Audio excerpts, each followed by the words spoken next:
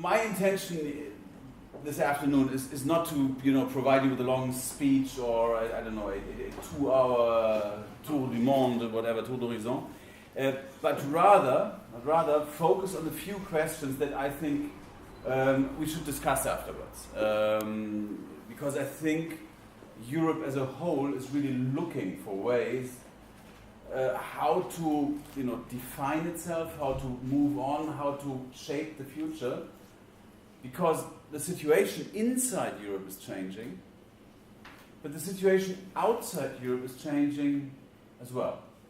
And I think that the title of my speech from the program, if I saw that correctly, was something like Crisis, Chaos, something very positive. Yes. War is catastrophe, crisis, chaos, catastrophe, something like that. So, yes, there is a crisis, there are several crises.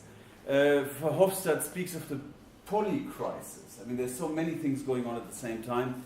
That what I would like to do is touch upon a few of them, and then we'll continue the discussion with you. Okay. We have a very nice. He's Dutch. I don't know. I know him. I know the guy. No, in German, we have a very nice word for this kind of function. It's called Kulissenschieben. And it means you pretend that there's something where there's nothing, but here there is something. I can trust you, despite the Kulisse being geschoben. What I'd like to do is first look at Brexit, implications of Brexit. What does that mean? Because that, of course, changes the internal dynamics. Then look to what's going on around us and what Europe should do, because our periphery now, the European periphery, looks very different from what we used to, I mean, particularly the older ones, what we grew up with. And then ask, does Europe have a mission? Do we have a mission as Europeans, as European Union? Is there still something that unites us and that also sort of sets us apart from other regions of the world who may look to us for for doing things that they themselves may feel they're not capable of. Now, first off, Brexit. There's essentially two things one has to look at. How did that come about? And what do we have to do now? I think it came about because of three things. Lies, facts, and the mood. Stimmung. You've all followed, of course, the national debate in the United Kingdom for a number of years. And when I say lies, it's not so much just sort of the campaign lies of Nigel Farage, Boris Johnson, and the others. They, played a role as well. There's no doubt about that. If you followed the British media, particularly the print media, you wouldn't believe it. I just came here by car from Bonn, reading a British newspaper. I took my private jet, sipping champagne, while poor British taxpayers pay for these extravagances of European parliamentarians and bureaucrats. It's an incredible barrage of lies that was unleashed on the public. But that started earlier. The big problem was that national politicians, national politics, particularly in the Tory party, had lost all credibility, in my view, when it came to advocating Britain's staying in the European Union. For years and years and years, they had told their voters that they are part of a European Union, yes, but they really don't like what is being done in Brussels at all. And you do this for many, many, many years, and then come up with just one piece of paper that you negotiate somewhere in a back room in Brussels and tell your voters, now everything is fine. So me, David Cameron, I tell you, please vote Remain. Who's going to believe you? Who is going to believe it? This lack of credibility when it comes to European issues is something that is not exclusively British. Let me be very clear here. We have the same problem in the Netherlands. We have the same problem in Germany. We have the same problem in a number of other member states where national politicians pretend that Brussels is some foreign force occupying the hapless national political landscape. So this is the first complex, I'd say. Lack of credibility, and a series of campaign lies that really had a role. Now, the second element, however, were facts. Some things Europe has not, done in a way that the general public would approve of. We have been, at least perceived to be, but sometimes also substantially, we have been overly detailed in the amount of in the nature of the regulation that came out of Brussels. Germans among you will know, but I mentioned the Glühbirnenverbot, the light bulb issue. You can also talk about shower heads or Toilettenspülungen or water kettles, things like those. And by and large, people felt that this was too much detailed, too much detailed regulation, while at the same time, the bigger issues, globalization, digitization, migration, were not addressed adequately by the European Union. That is a reality, and we have to acknowledge it as politicians. The last thing, however, that led to Brexit, in my view, was a mood. There's a general mood, a distrust, not just in the European Union, but in politics in general, and politicians in general. And it's not exclusively a European phenomenon. You cannot explain Donald Trump being the candidate of the Republican Party in the United States for the presidency if you don't take into account that a large part of the American public distrusts the institutions and the processes of democracy as we know it today. And we have the same phenomena here in Europe as well. We now have a populist anti-European party called the AfD. Geert Wilders and the PVV are doing very well in the pollings in the polls in the Netherlands. Marine Le Pen, for the first time, is being taken seriously as a contender for the French presidency, which would be the ultimate disaster, I can tell you that. So, as politicians, we have to ask ourselves, what is the problem with Western democracies that such large parts of the population go for political forces that are really anti-system? Look at Mecklenburg-Vorpommern. If you add together the Linkspartei, the NPD, the neo-Nazi party, and the AfD, 37% of the voters in a German land voted for parties whose federal platforms are anti-system, or at least in part anti-system. So we have a big question mark here. And I'd like to hear from you what you think, whether you think that's your observation as well, or whether you think differently. But I think lies, facts, and this general mood all contributed to that. Now, what should we do with this? What should we do with the situation once the vote has taken place?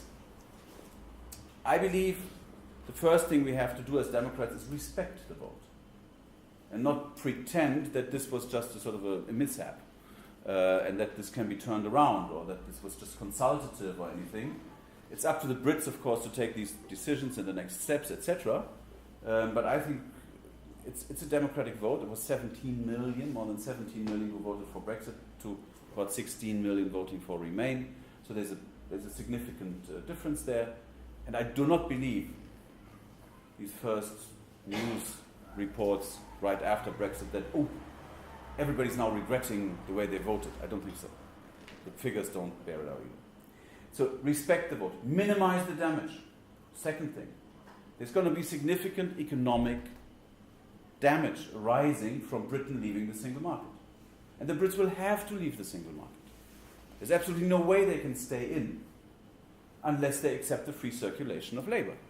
And that means uncontrolled migration, which was the core issue in the campaign. Britain will have to leave the single market. The question now is what is going to come next.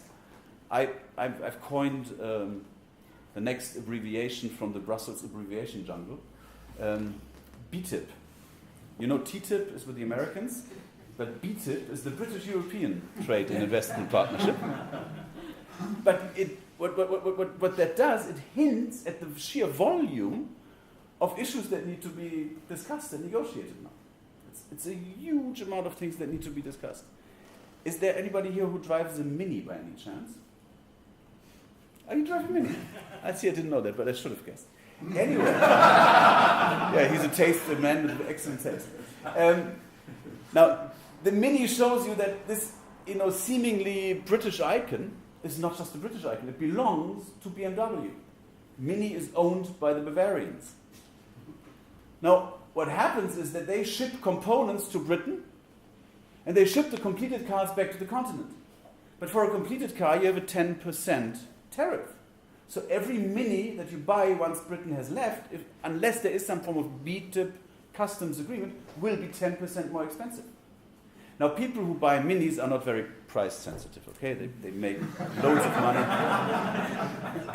The same goes for Range Rover and Rolls-Royce and Jaguar, etc. But, of course, there are Nissan who produce there, and Toyota, I think they produce in Britain as well. And they produce cheap cars for the mass market. And 10% in that market will take some of your competitive edge. So there will be an economic fallout, not just in the financial sector that everybody talks about, but in the real economy as well. So respect the vote, but minimize the damage. Negotiate a BTIP agreement until about 2019, because I think they must leave before the next European elections. I don't see how they can have a European election campaign in Britain after that vote. So,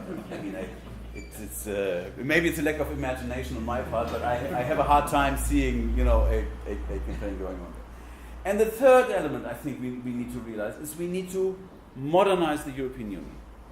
And this is now the next step, because we're discussing not just crises and catastrophes, but also the issue, how do we reboot the EU? How do we move on? How do we move into the future?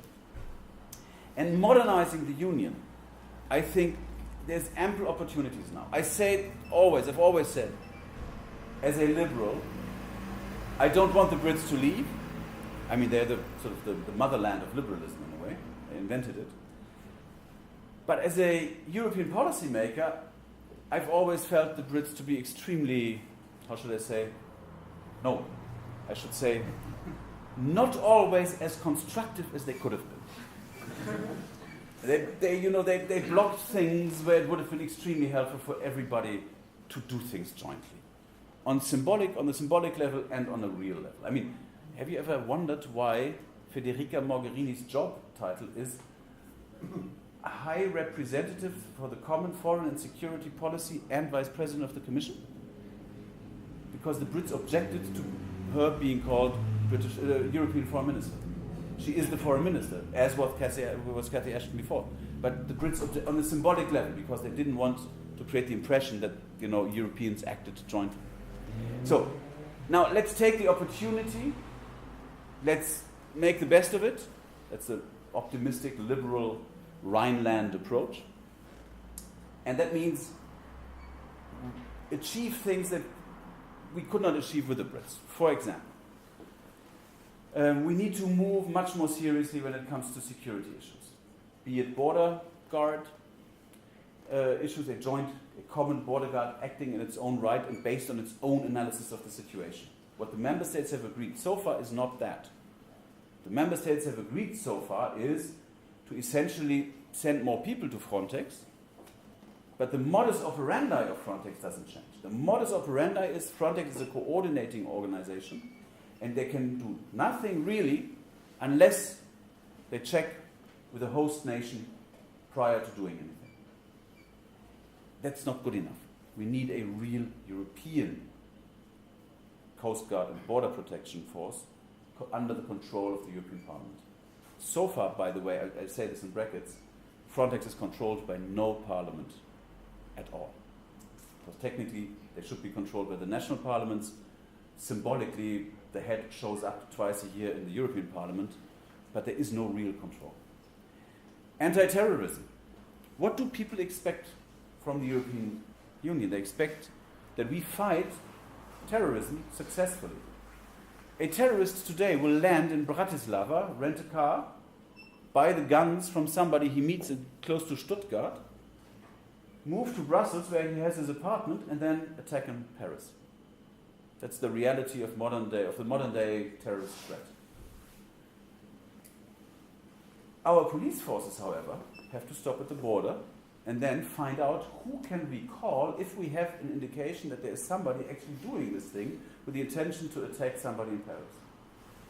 I can tell you that the average policeman, and even the above average policeman, in Erlangen or Siegburg or even Düsseldorf has a hard time figuring out who to call in Belgium or in France.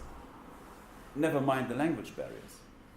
So what we need is a European, we call it in Germany the Bundeskriminalamt, in the United States the FBI, Federal Bureau of Investigation, to investigate jointly,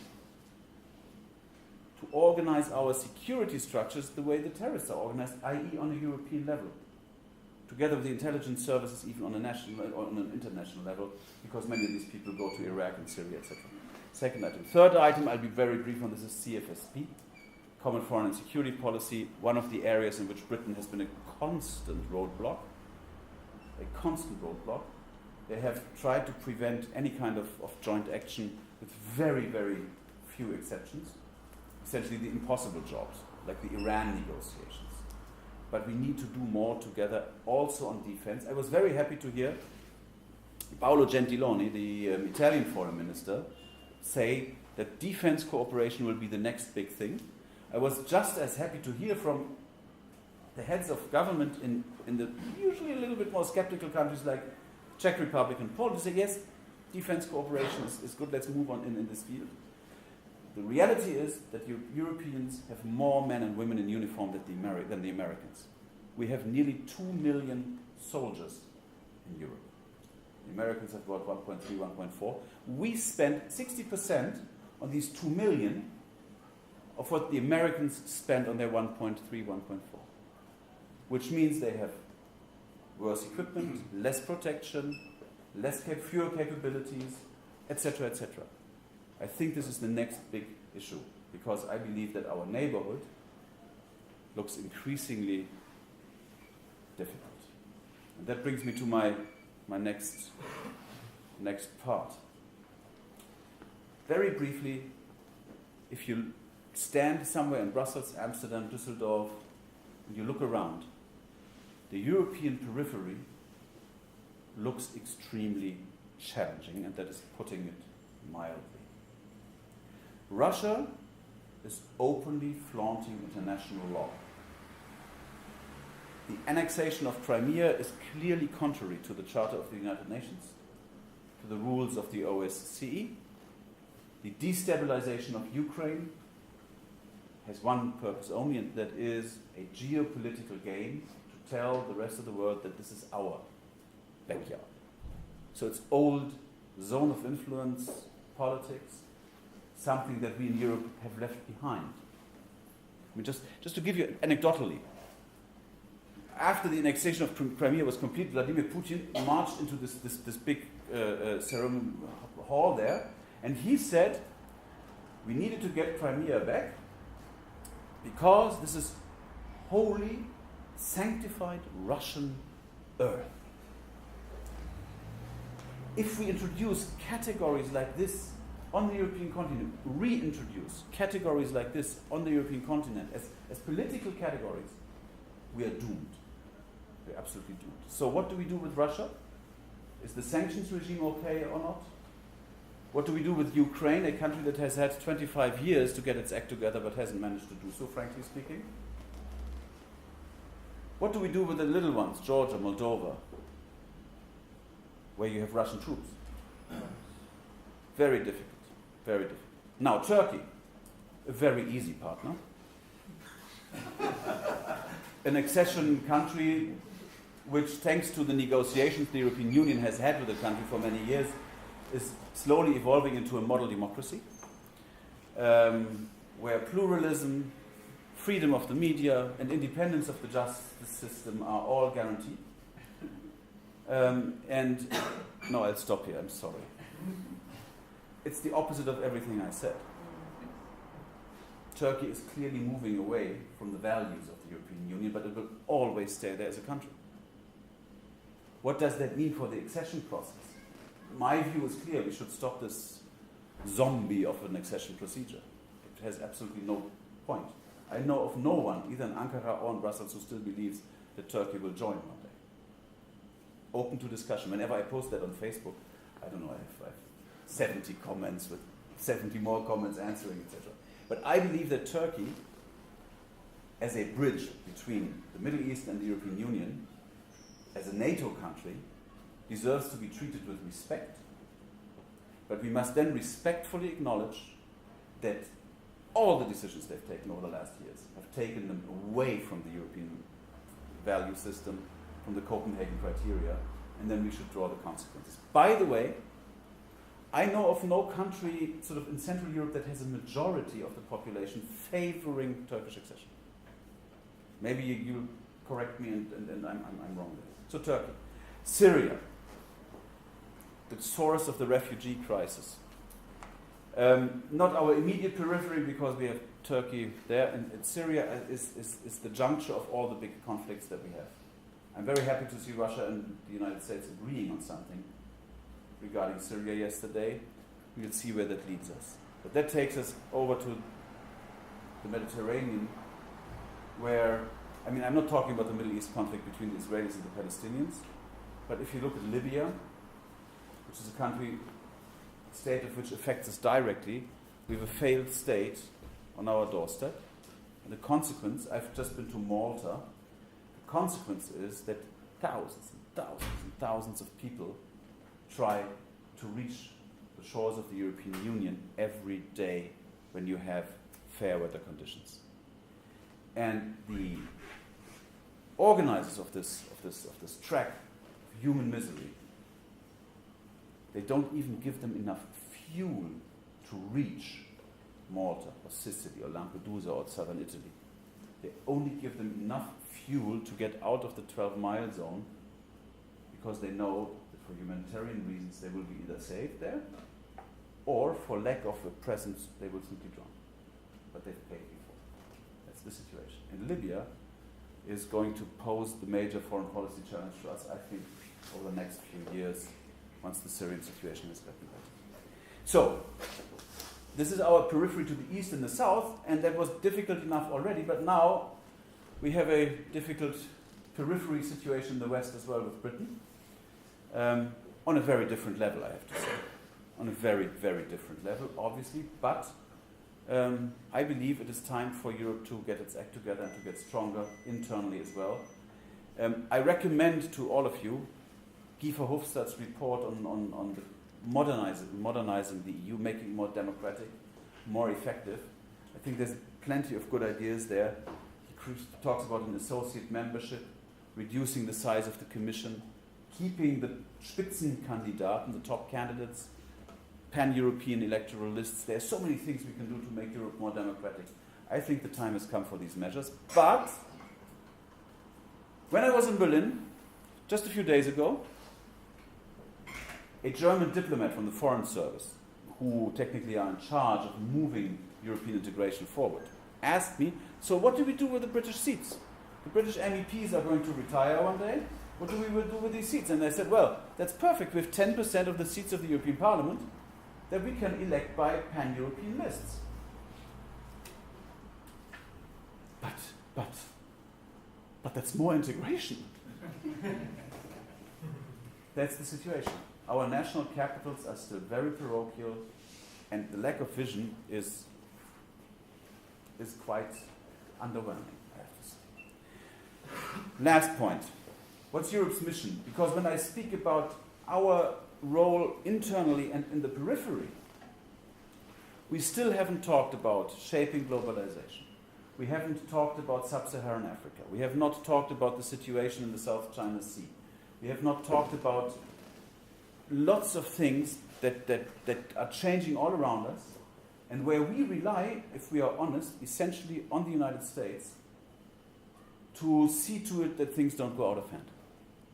So do we have a mission that goes beyond our periphery, that goes beyond handling the immediate problems? And I think we still have that mission, and that is to make it clear to the rest of the world that countries like the ones on our continent, who used to be sworn enemies, who used to resolve their problems in the trenches, now resolve them at the conference table. And I believe that vision and mission is something that we still need to sort of project. But we also need to be able to back it up with resources and eventually also with military resources. Because one thing is certain, the United States will be increasingly